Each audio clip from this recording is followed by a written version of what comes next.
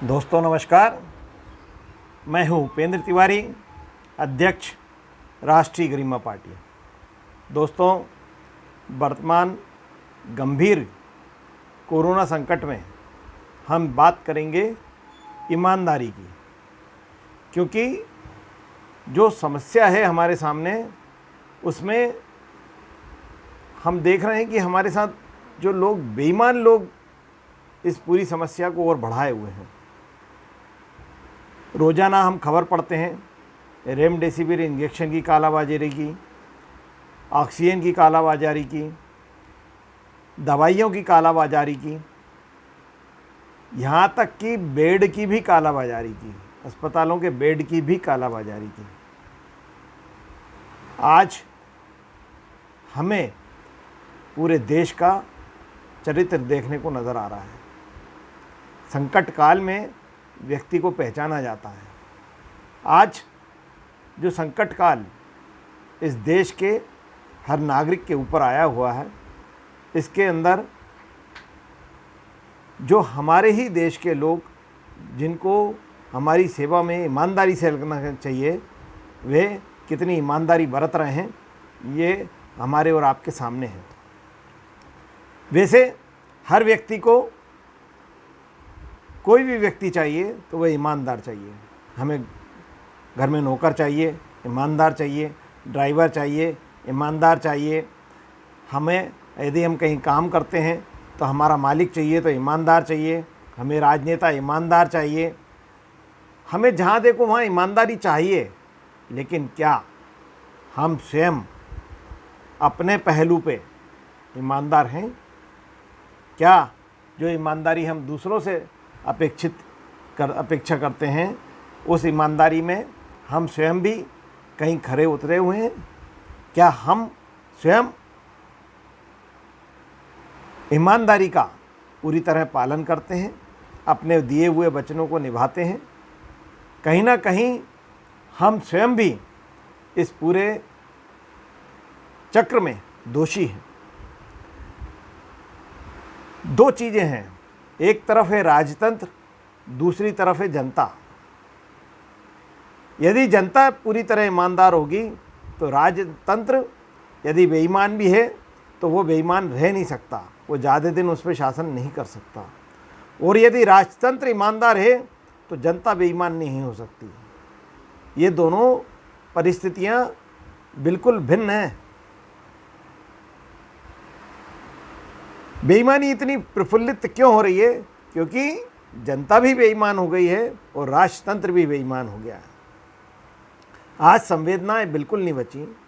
आज इस पूरे कोरोना काल में हमने देखा, हमारे प्रधान सेवक माननीय मोदी जी ने देश के लोगों के बीच में गंभीरता के साथ संवेदना व्यक्त की हो तो हमें वह कहीं सुनाई नहीं दी, कहीं दिखाई नहीं दी।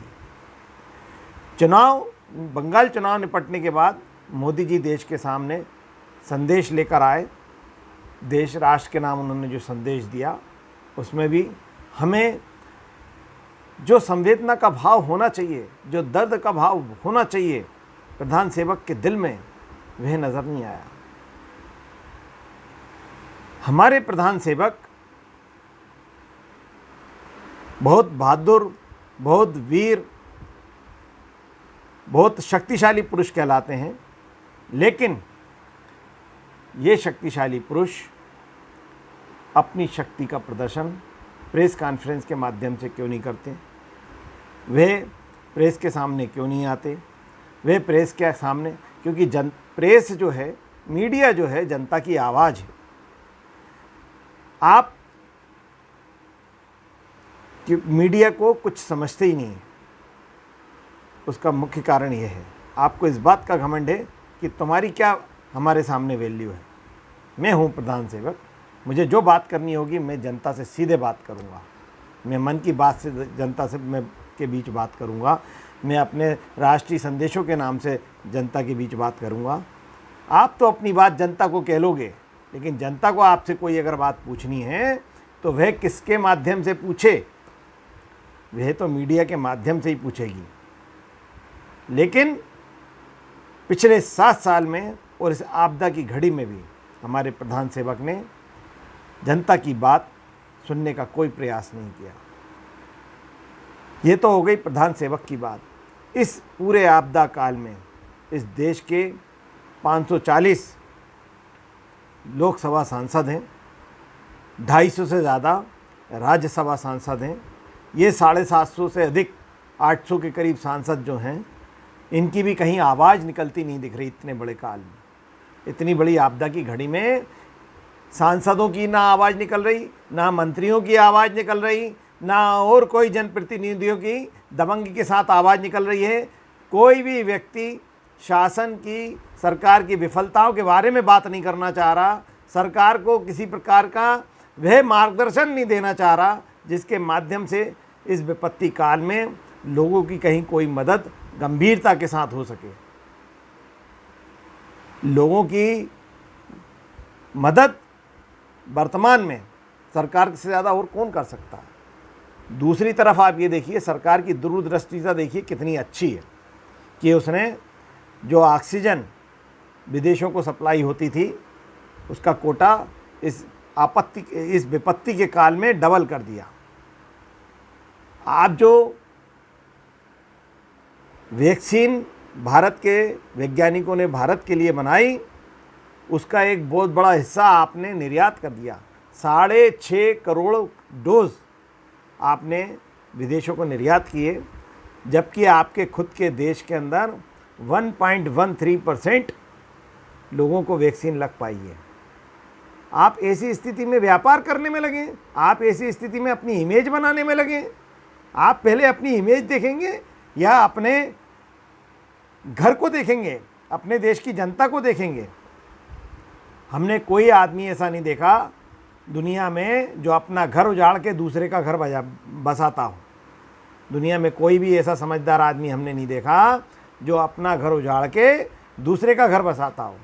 और हमारे प्रधान सेवक इस देश को संकट में डाल के दूसरे देशों में वाहवाही लूटने में अपनी भूमिका निभा रहे हैं।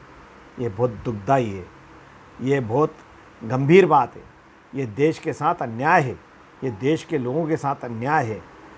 लोग देश के कैसे मर रहे हैं वह हमसे देखा नहीं जा रहा।